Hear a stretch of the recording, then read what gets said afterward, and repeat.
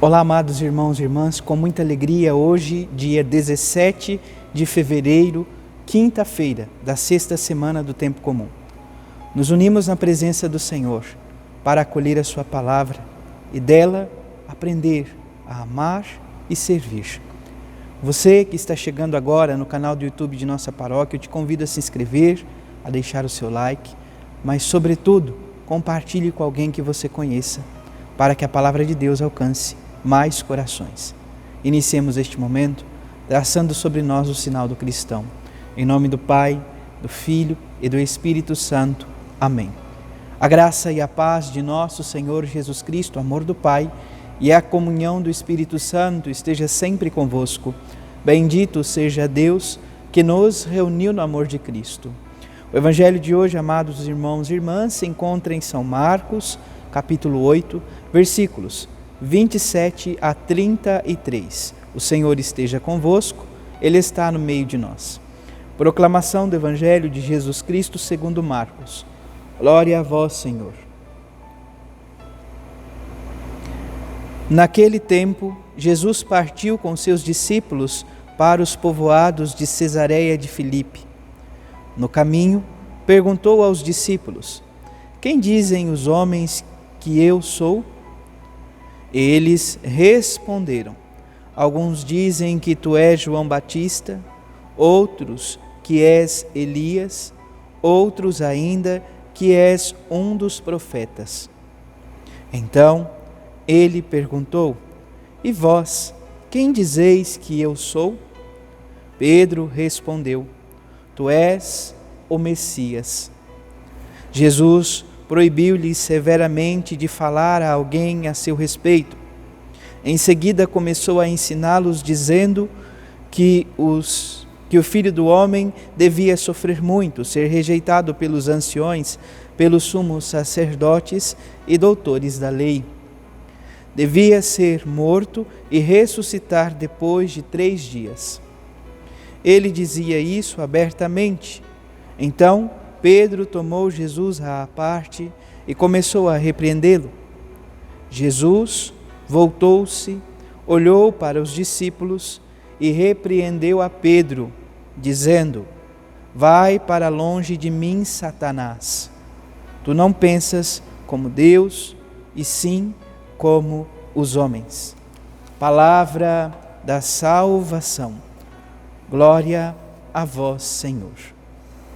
Amados irmãos e irmãs, o Evangelho de hoje nos revela e nos permite perceber, então, um episódio que assinala, então, uma linha divisória no Evangelho de São Marcos.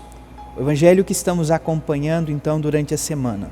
No ano C, aos domingos, estamos refletindo o Evangelho de São Lucas e durante a semana a Igreja nos confia o Evangelho de São Marcos.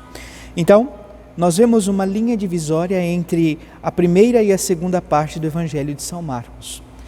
Vamos percebendo que até este instante, este momento, Jesus agiu de modo a fazer-se reconhecer como Messias e nesta ocasião finalmente é compreendido como tal, não pela multidão, que ainda o considera como um profeta,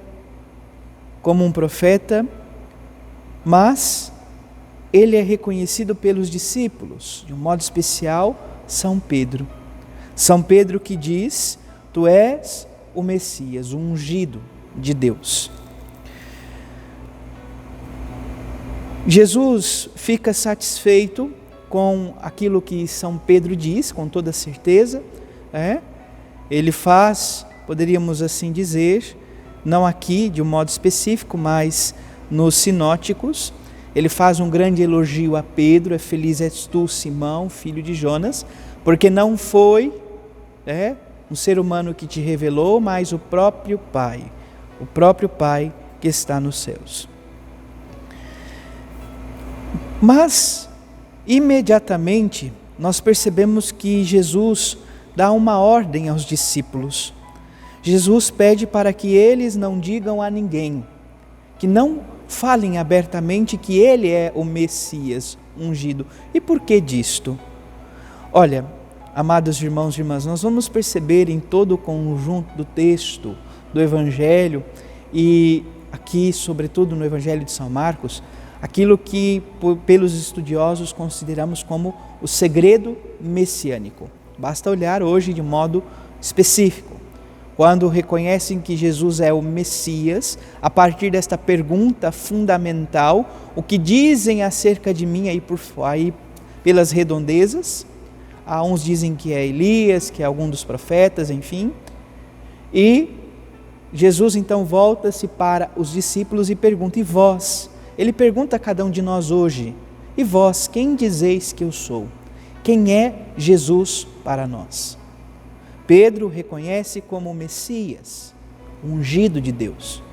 E Jesus pede para que ele não diga nada. Então, este segredo messiânico. Em contrapartida, por outro lado, nós percebemos, amados irmãos e irmãs, que Jesus, quando se retrata ou fala acerca da sua paixão, ele fala, como diz a própria palavra, abertamente. Em seguida começou a ensiná-los, dizendo que o Filho do Homem devia sofrer muito, ser rejeitado pelos anciões, pelos sumos sacerdotes, pelos doutores da lei, devia ser morto. Então Pedro tomou Jesus à parte e começou a repreendê-lo. Jesus dizia isso abertamente. E Pedro não aceita. Por que Pedro não aceita? Porque vai contra tudo aquilo que eles esperavam do Messias. Eles esperavam um Messias triunfalista, triunfante, guerreiro, que viesse libertar Israel pela espada. E Jesus vai se mostrando como o cordeiro, sem mancha, sem mácula, aquele cordeiro manso e humilde que vai para o aprisco para ser abatido. Pedro não aceita. Pedro não quer aceitar de modo algum. Então nós percebemos que nesta realidade, a segunda parte da vida pública de Jesus, o sentido messiânico, o sentido do Messias, está bem distante das expectativas populares e também dos próprios apóstolos. Os 12, assim, tinham compreendido que ele era o Messias, mas só depois da ressurreição que vão compreender qual o sentido exato. Por isso, amados irmãos e irmãs, é importante lembrarmos, o sentido da nossa fé está na paixão, morte e ressurreição. É a centralidade, o mistério pascal de Cristo. Nosso Senhor Jesus Cristo, que nos convida, com toda certeza, a amá-lo, a servi-lo, a viver esta graça da entrega amorosa dele para conosco. É a partir da ressurreição que os discípulos compreendem isto. E hoje, quais as expectativas do Messias? Como enxergamos o Senhor? Vamos ao encontro de nosso Senhor Jesus Cristo a partir das nossas expectativas, simplesmente a partir dos nossos anseios, dos nossos desejos? Ou buscamos Jesus Cristo, vamos ao encontro do Senhor, porque nele, somente nele, em sua presença, encontraremos o verdadeiro sentido de nossa vida. Perceba o que Jesus diz a Pedro, quando ele quer repreendê-lo, quando não aceita o projeto de Deus. Jesus olha para Pedro e diz: vá para longe de mim, Satanás. Satanás, poderíamos dizer, sem medo algum, é o divisor, o opositor, aquele que está contra o projeto de Deus. Nesse instante, pensando as coisas humanas, Pedro está contra o projeto de Deus. É importante olharmos para o Evangelho, de certa forma resgatar o sentido lá do texto original para aqui, nesse momento. Amados irmãos e irmãs, o termo mais apropriado quando Jesus diz vá para longe de mim, ele diz a Pedro e a nós hoje, a cada um de nós, opísomo. Esse é o termo grego que significa vá para trás de mim. O que isso significa, Padre? Jesus nos convidou para segui-lo. Jesus nos convidou para segui-lo e não para se colocar como pedra de tropeço. Peçamos ao Senhor esta graça, que Ele nos conceda um coração humilde, um coração obediente, para que possamos de fato segui-lo e não nos colocarmos à frente, achando que o Senhor deve nos seguir. Por isso, que a oração de hoje possa, de fato, no dia de hoje, nos conceder a graça de viver este encontro com o Senhor. Senhor Jesus Cristo, até agora percebemos que o Teu ministério está voltado para o anúncio do reino.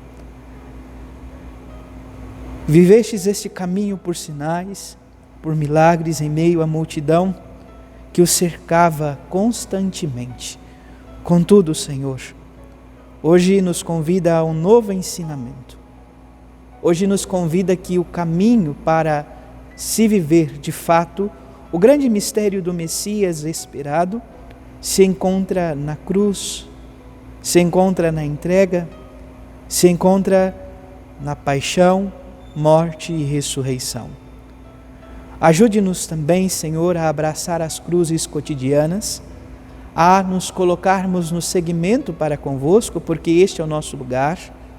Vá para trás de mim, diz o Senhor a cada um de nós, para que seguindo o amemos e amando-o servi-lo. Assim, Senhor, ajude-nos a viver o sentido de nossa fé, uma fé verdadeira, onde se reconheça não só o Cristo libertador, o milagreiro, o Senhor dos milagres, mas aquele que se ama, ou melhor, nos ama e nos entrega livremente pelo mistério da cruz. Louvado seja nosso Senhor Jesus Cristo, para sempre seja louvado. Abençoe-vos o Deus Todo-Poderoso, em nome do Pai, do Filho e do Espírito Santo. Amém. Graça e paz.